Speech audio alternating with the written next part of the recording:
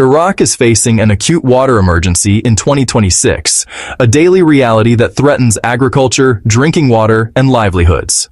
The crisis, driven by both climate change and geopolitical factors, is reshaping life across the country. The Tigris and Euphrates rivers, Iraq's historic lifelines, are at record low levels following an exceptionally dry year. Entire sections, especially in the south, have dwindled to broken pools. The immediate causes are climatic: higher temperatures, unreliable rainfall, severe evaporation, and frequent droughts. This has resulted in sharply reduced water allocations for farmers, forcing cuts in planting acreage and income.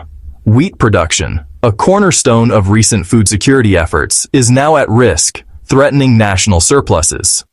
A critical layer of the crisis is Iraq's downstream position. The country relies heavily on water originating in neighboring nations.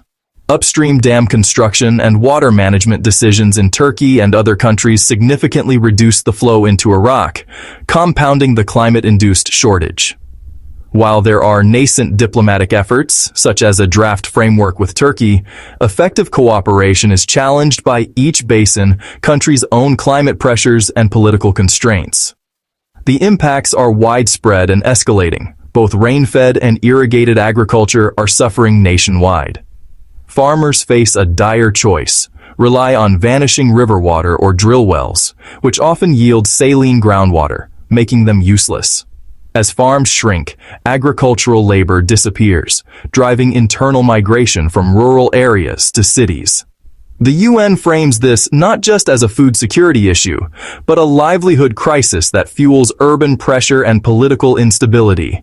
Reduced river flow leads to concentrated pollutants, algae growth, and saltwater intrusion, particularly in Basra.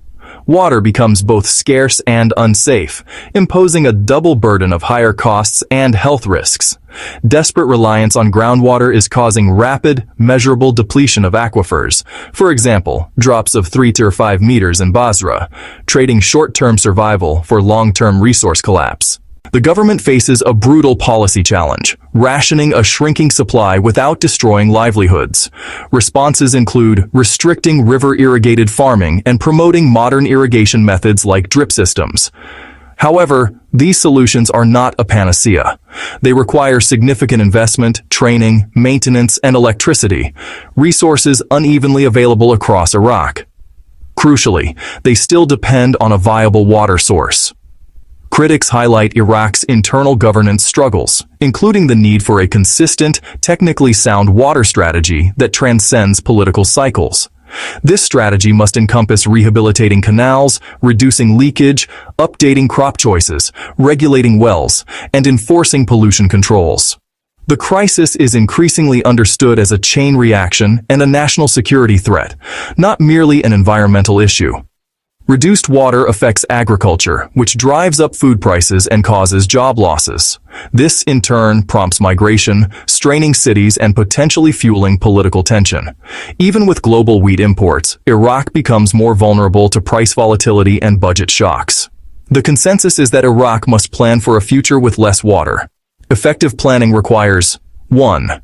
Making clear choices about which crops and regions can be sustained. 2. Strictly regulating groundwater to prevent irreversible depletion. 3. Pursuing diplomacy with neighbors from a position of technical preparedness. 4. Treating water quality and quantity as inseparable issues.